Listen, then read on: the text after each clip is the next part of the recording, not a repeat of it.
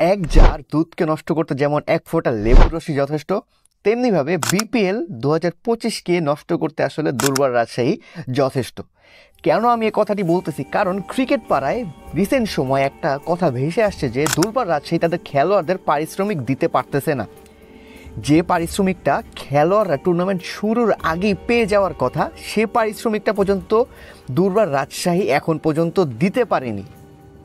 প্লেয়ারদের regular match allowance থেকে শুরু করে কিকব্যাক দেওয়া পর্যন্ত সব জায়গাতে আসলে দুর্বার রাজশাহীর আসলে ব্যর্থতার গল্প শোনা যাচ্ছে। তারা ঠিকঠাকভাবে পেমেন্ট করতে পারতেছে না এবং এর বিপক্ষে তারা খুবই লেম কিছু এক্সকিউজ দিয়ে গিয়েছে প্রতিটা বার।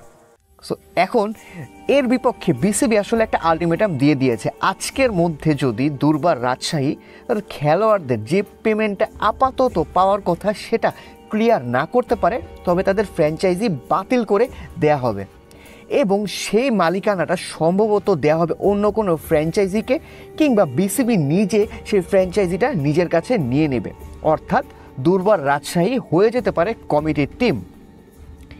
এখন দুর্বার রাজশাহীর এই সমস্ত কাহিনী আসলে আমাদেরকে আরও অনেক বছর পিছনে নিয়ে যেতে সাহায্য করতেছে। কিভাবে বিপিএল যখন প্রথম শুরু হয়, বেশ ভালো একটা ক্রেজ ছিল, অনেক বড় বড় তারকা ক্রিকেটাররা বিপিএল খেলতে আসতো, তারা মাঠ মাতাতো এবং তখনকার সময়ে পেমেন্ট রিলেটেড একটা ইস্যু কিন্তু দেখা গিয়েছিল, যার বিপরীতে বিসিবি এই জিনিসটাকে হ্যান্ডেল করার একটা দায়িত্ব নেয় এবং রিফর্ম হতে হতে হতে হতে বর্তমানে আমরা এসেছি বিপিএল 2025-এ, যেখানে এসেও এখন পর্যন্ত পেমেন্ট রিলেটেড ইস্যুতে ভুগতেছে বিপিএল।